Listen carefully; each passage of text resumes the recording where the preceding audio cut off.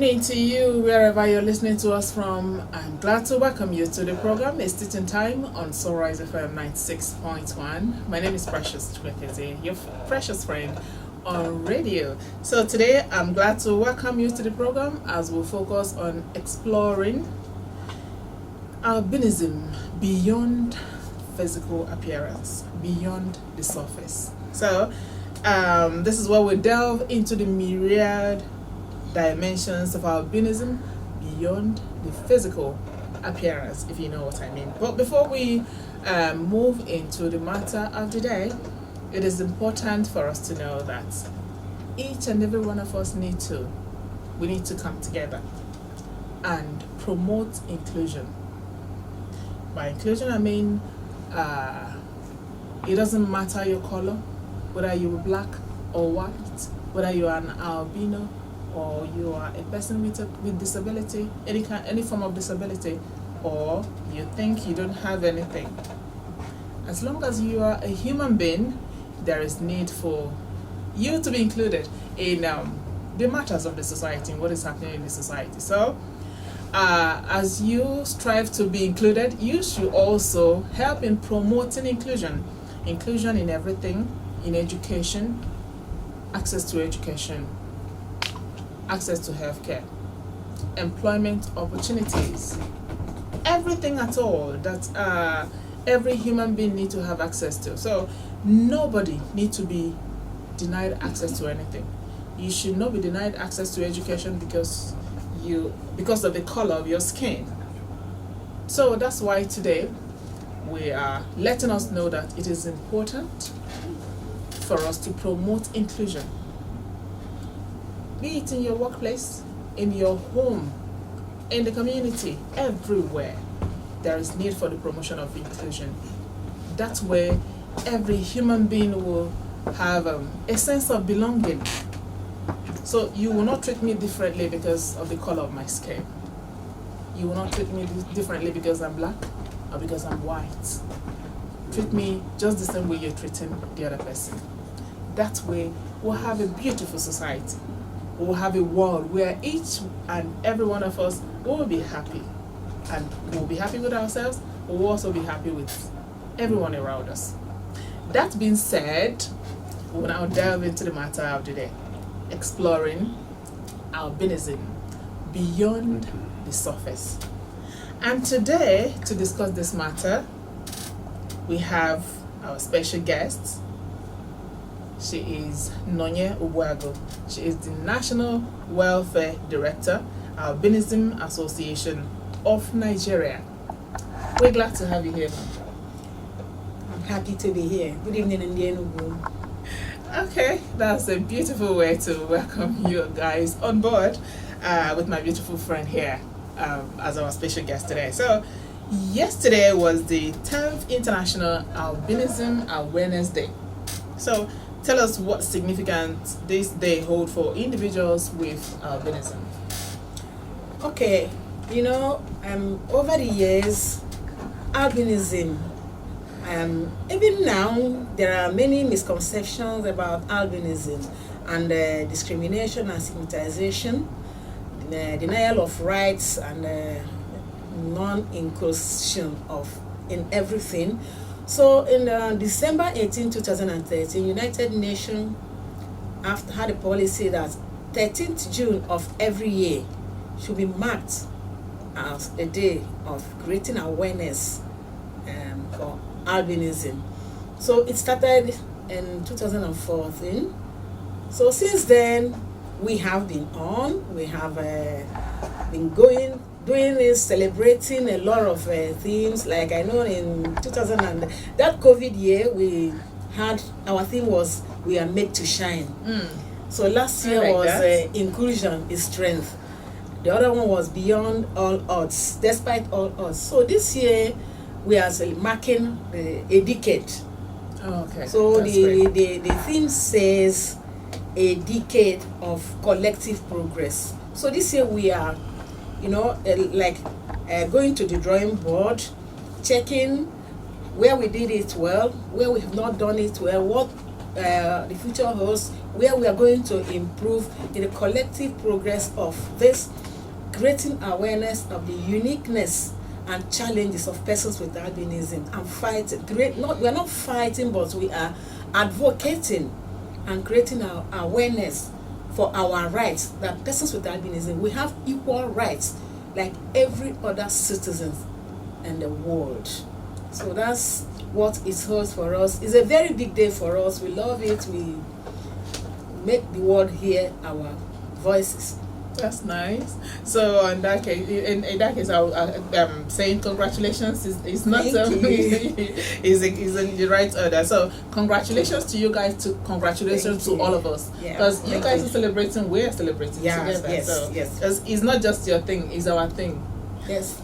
But without you, we wouldn't have the celebration, right? Yes. Okay. So we are in this together. Yes. Mm-hmm. So this International Day, International Albinism Day, in what way is it contributing in advancing the rights and the visibility of persons with albinism, maybe nationally or globally? Globally, because if you remember some years back, some countries in East Africa, like Tanzania, they were killing persons with albinism.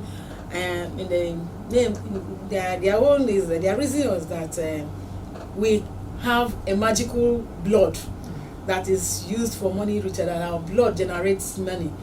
And there are other myths, like this part of the world, they will tell you that a child with albinism occurred because the parents maybe they committed an offense or they did something, and the ancestors are punishing them, that the child with albinism is a curse. Or there are many other myths.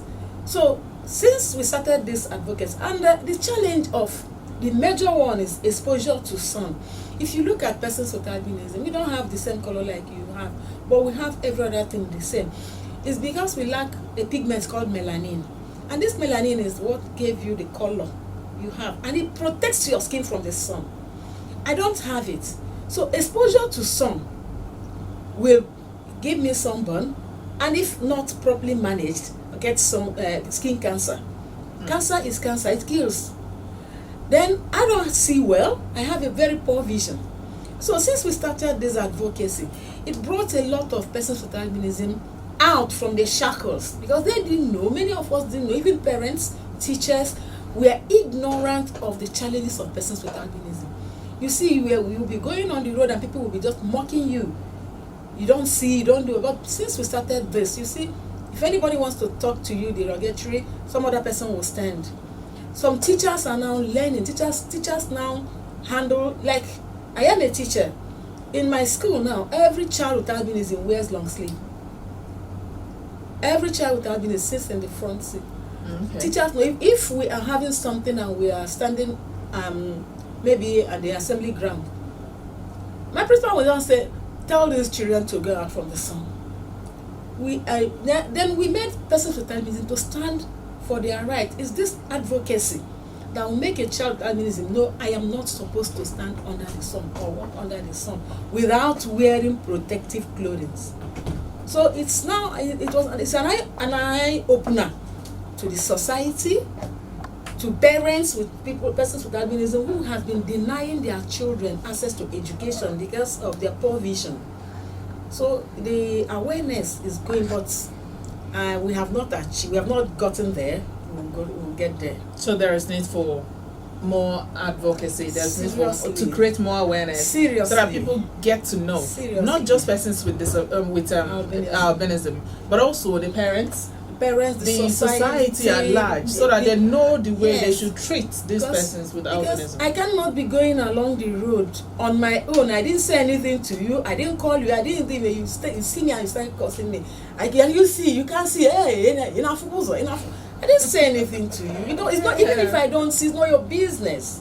You know, you can't just say because a person with albinism, I am qualified for a job, and just because of my color, you deny me the job. So people are denied marriage because of the color. It's just the color. We are intelligent.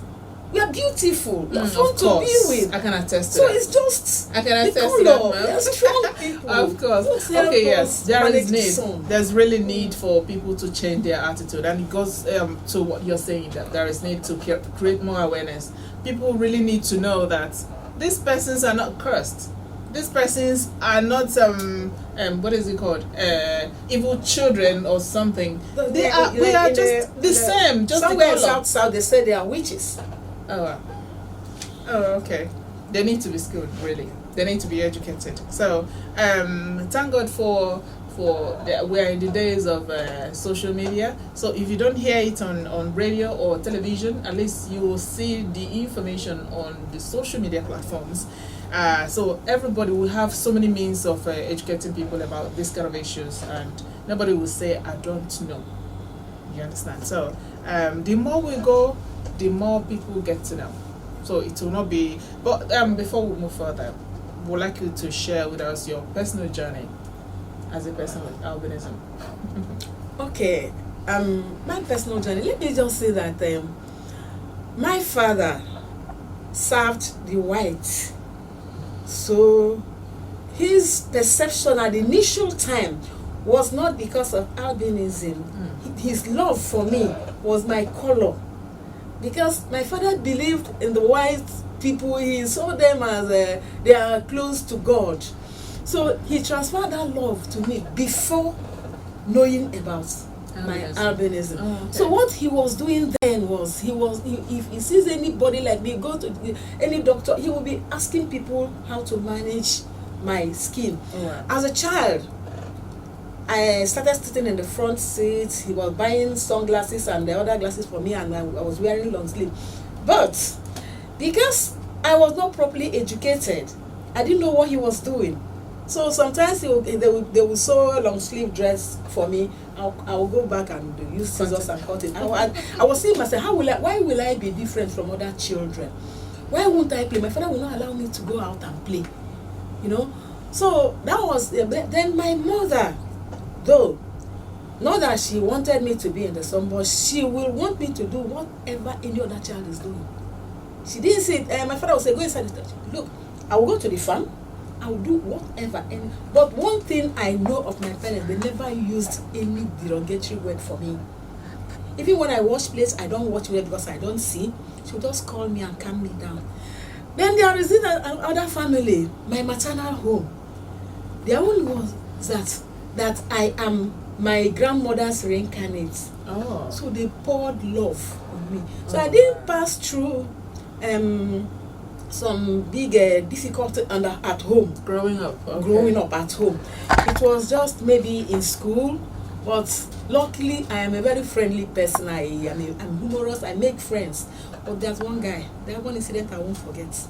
A guy saw me on the road, one bully in my village. We came back to the village and he saw me, I was going, and he just held my hand. You can imagine how I would be when I was under 12.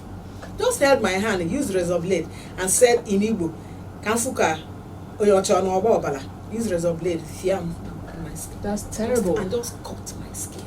That is really terrible. You know, he was a bully, he was big, I was small, I was this little girl. I cried. But my elder brother dealt with him. So I didn't face so much telling, because my father knew how to manage albinism. It was me that was a little bit, why should I be different? Why should I be different? But growing up, I didn't face much difficult. It wasn't that difficult.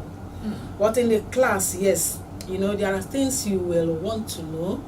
You sit, you want to sit where your mates, friends are sitting, but you won't see the board. So they will pull me away from there and take me to the front seat. Then when you tell me in the class, when I was in primary school, hey, you don't see. Luckily, I understand the teacher. So during the exam, if you ask me any question as a child, I say, you say I don't see. So why should I tell? So you were taking advantage of it? Oh, I see. Yes. So that was my own defense that time. So people were careful on how they talk to me. Oh, you are really a special being, honestly. I wish other persons with albinism can see themselves that way, that they are created specially, that you are unique in your own way, God had its time when He was making you. So I don't know why people Even should the look Bible at their said that skin. God created everything beautifully. Exactly, So if I beautifully. am created by God, I know a mistake. Of course. I love that perception. So tell us, in what way is your association supporting persons with albinism in accessing, say, education, healthcare, employment, other opportunities? And what we do is, number one is this advocacy all of us are doing now, because you are now an ambassador. So we talk to people collectively and individually. Like I told you, I'm a teacher. In all the schools I have taught, and every other person that I meet, they are now ambassadors. Even my colleagues, they will stop persons with albinism on the road and talk to them. Then we, in our organization, we educate parents, because it starts from the home. Yes. If you talk down on your child at home, you don't expect somebody outside there to bring the child home.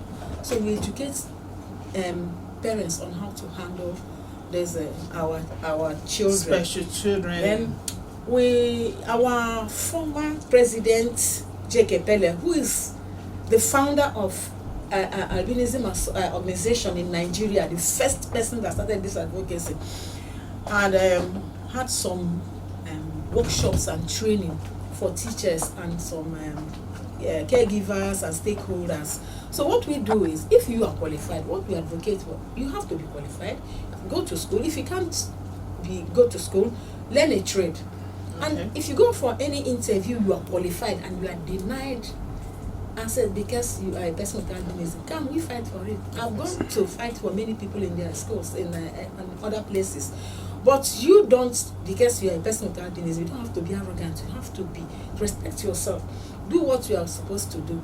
Like in the secondary school, we used to tell the teachers, if a child with albinism does anything, punish the child, but not under the sun. Don't say because this is a student with albinism, a person with albinism, please go. No. If it is class, let the person go and keep sweeping the class for the rest of the time. So we create discipline. Then if there is any employment, maybe the government is employing, we tell our people, if you are qualified, go and apply. The only thing is that, let it not be that because you are a person with albinism, you are denied the opportunity. No. But if there's any other thing, like every other person, we can't help it. Get admission. Let the school say, because you're a person with albinism, we will not take you. Then we will come out. But if you didn't score up to what JAMB wants, you don't expect us to come and be fighting for No. So that is it. We make sure that we educate our people, empower them, and for them to stand up for their rights. That's good to know. So we would like to know, are there initiatives or projects your association is currently undertaking to promote awareness, to promote inclusivity for persons with albinism? Oh yes, but we can't do it alone. It's a collective thing. That's it. We have a proposal that because always our advocacy mostly is in the town. We want a situation we can take this advocacy to the hinterland, to the rural areas where people don't even know anything about albinism. But we can't do it alone. We need people that will support us in any form. Like the proposal we have is to go to all the 3 senatorial zones, take 2 local governments from each senatorial zone, create awareness, bring our people together, educate them, give them some protective materials like the hat, umbrella, not just an umbrella, parasol umbrella. It's a normal umbrella that but it's a parasol umbrella. This umbrella that has a silver linen. Okay. It's for the sun. It's not umbrella. It's not for the rain. But it's beautiful. Many people they have it. Then our sunscreen lotion is very expensive. If I wear my sunscreen, the sun will not damage my skin. For example, this place I am sitting now, it is not very, very good for my You- skin oh, I because see. of the Because type of- of light okay. you have. Okay.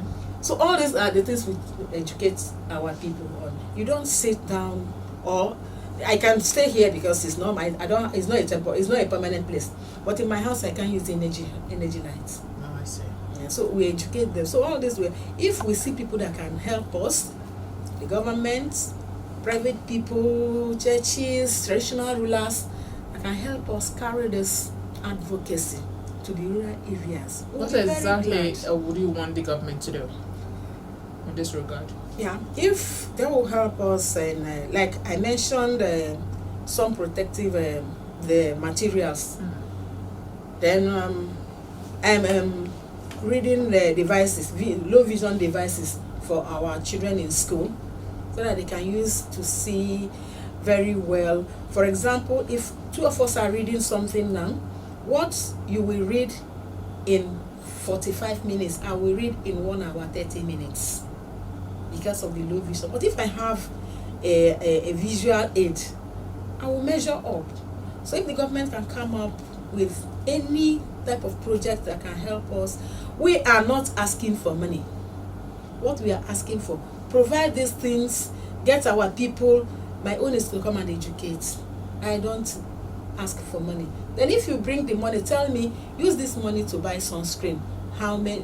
Maybe 100 to 1,000 to sunscreen is quite expensive. Not everybody can afford it. So that's what we want the government to do for us.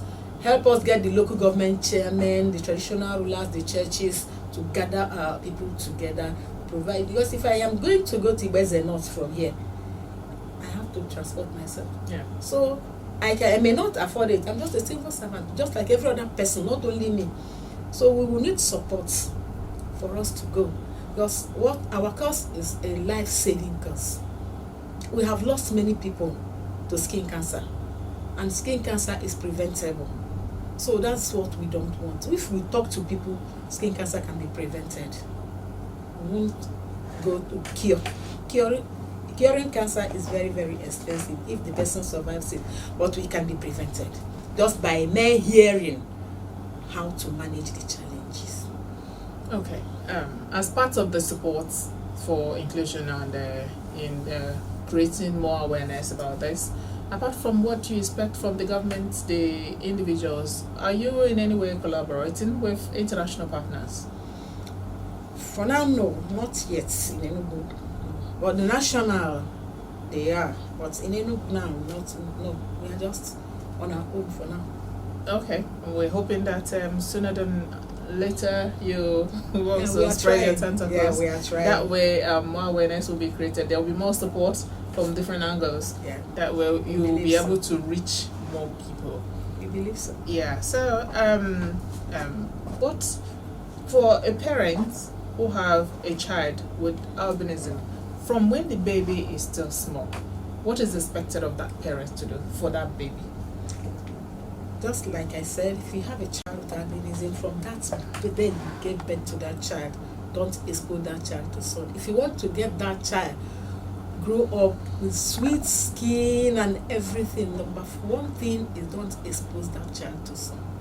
Then when the child grows up to school age, guard the child, take that child to school, explain to the school authority.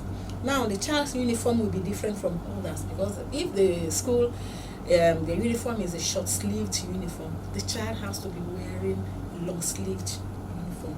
But you go to school and tell them the child has to wear hats. But you know, managing a little child is very difficult. So it is the duty of the mother or the father to monitor. You don't allow the child to go and play when others are playing under the sun. So you monitor the child. Just the major thing is don't expose that child to the sun. Then go to school and tell them the child has a low vision when the child is of school age. Okay. So they'll help.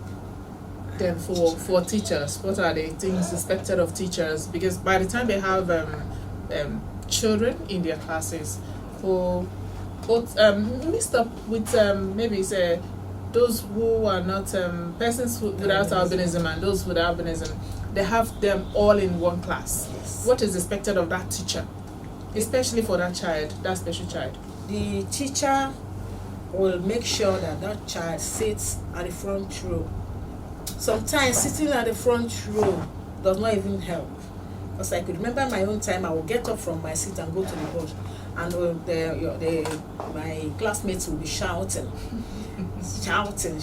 But and it helps, because when you get to the board, you read 5 sentences and it's registered in the head. So the teacher should help that child. If the child can't see the board, give the child your notes To copy from. copy, and let's make the class very comfortable and convenient for that child by letting his or her classmates know that there is nothing different. You can even tell the neighbors of the girl or the child to allow the child copy from their notes. Then if it is an exam, there are schools that write exam on the board. After writing the exam, the questions on the board, give the child your own the copy of the questions. If it's in a school where they type, there's some school they will type the question, but it will not be enough. A child with albinism cannot share question paper with anybody. Give that child. I came into a class one day, they were sharing question paper. The girl was in an SS class, and the girl was sitting like this. The teacher didn't know. She's with Maybe albinism. the teacher, she knew that she's with albinism, but maybe she thought she didn't know what to write. She was still thinking. So when I came in, I saw her, and I went to the teacher and said, please, this girl cannot share question paper. Take one and give to her, please. Immediately that question paper was given to that girl, she started writing. And the teacher was shocked. So teachers are mothers and sisters, Yeah, that's it. but the problem is that most teachers don't know Yeah. the challenges of persons with albinism. But if they're educated, they will now know how to manage them. Exactly. The teachers need to know. They need to be taught. That it's not just about teaching a child how to solve mathematics or how to speak good English in class. There are so many other ways you can relate with the children in the class. You don't allow the classmates to use derogatory words. Yeah. And it's the responsibility of the teacher not to allow that. Make them see themselves as the same. Yeah. Okay, so for a person with disability who is facing discrimination, what advice do you have for that person? Anyway, I know in our society, people discriminate a lot, but I want to tell people something. You discriminate yourself before others will discriminate you. Okay. Because I believe that we are all unique in different ways. There are things you can do that I cannot do. There are things I can do you cannot do. So if you see yourself in any condition, find out the positive one. Don't just go and live on the negative one. Yes, like I am here, I'm a person with albinism, but I don't see well, but I don't even care. I don't care. Let it be just that I don't care. I don't see well. But I don't see well, you don't come to my house to bring me out. So stand on your feet. Be yourself. Be thankful to God for even creating you who you are. Don't allow anybody. If the person wants to discriminate the person. If you call me Onyocha, I'll call you Onyoji. They will tell you, I say, yellow, I'll say green. Not so. And when you say it to the person will now leave you alone, and the child wants to be friendly with you. So you don't allow people to undermine you. What is it that, even if what type of disability now can one have that will not allow that person to live? Where I am coming out from, I came out with person. I was staying with persons with disability. I have a blind person as the chairman of John Apid. That man is fantastic. We have friends who are blind lawyers, And they're doing and there so are well. people who are not blind who couldn't even go to school, who couldn't pass WAEC, and they are doing well. So don't see it as the world has come to an end. No, stand on your ground, but don't be arrogant. Be polite, be friendly, and make sure you are independent. Don't depend on anybody. Find something to do. If you can't go to school, learn a trade. It's only when you depend on people that they will make a mess of you. Just be independent and live your life and enjoy it to the fullest. Okay, that's a good one. If you don't have opportunity of going to school, learn a trade. Don't just sit there. Time waits for no man. So what's your hopes and aspirations for the albinism community, say in future, globally or nationally? I see a future when we'll have a skin cancer free for persons with albinism. Because the way we are going, creating awareness, when we all know that the sun is our greatest enemy, I don't see how we can have skin cancer. Because if we avoid the sun, if you are going out, because we are not advocating that people should go and sleep. You will go to work, do what you are, but if you are going out, protect yourself. Wear protective clothes, like wear a long sleeve, put your cap or hat, sunglasses, carry your umbrella. Let me see where the sun will come and touch you. Then you can do what when I was a child, my mom used to take me to the farm. I was funny because not my mom that you say because you're a person that will not do anything. Nala, you go and do your work. Even as a teacher, my mother will leave a portion of the farm where I will come and work. And tell me to come back and do it. Of course. And you go and do it. Don't you know? If you tell her you give her money, she will tell you to go and keep that money, that portion that she left for you. Oh wow. Protect yourself. Okay. It's been wonderful having you here today, and the insights you've given into what is happening in the world of albinism is wonderful. And I'm sure a lot of persons have learnt what they did not know before now, or what they claim not to know before now. We're hoping that going forward, they will begin to treat persons with albinism just the same way they treat themselves. That's what it is. So thank you immensely for being here. Thank you, and we're inviting you tomorrow. Okay, so you have an activity tomorrow? Yes, we have a program tomorrow. We will have a road walk starting from Otiba by 7 a.m. Walk through Presidential Road, through Mokiti, then to Alliance Française, where we will have our main activity, panel discussion, and other things. We are inviting everybody. It's going to be a great one. Okay, yeah, thanks a lot for being here. And our special guest today has been Nonye Ubuago. She is the National Welfare Director, Albinism Association of Nigeria. Thank you once again. Thank you. So, just like they say, that empathy is the cornerstone of understanding the support of individuals with albinism. So, I'm throwing it to you out there. So, it is a call for empathy. So wherever you are, whoever you are, it is about time we begin to treat persons with albinism the same way we treat ourselves. The only difference is the color of their skin. Every other thing is the same. You are not in any way better than them. So treat them well. Treat everybody around you well, irrespective of their color or their social status. So on this note, we'll call it a day on today's edition of A Stitch in Time. We appreciate you so much for being there, for being part of the show today. My name is Precious Chibekeze. Always remember that your life is precious. And today, I am telling you that the lives of persons with albinism is so precious. Yeah, I can tell you that. So, and that's it. That's what we can take on today's edition of the program. We appreciate you for being there. Bye for now, and keep staying tuned to Sunrise FM 96.1.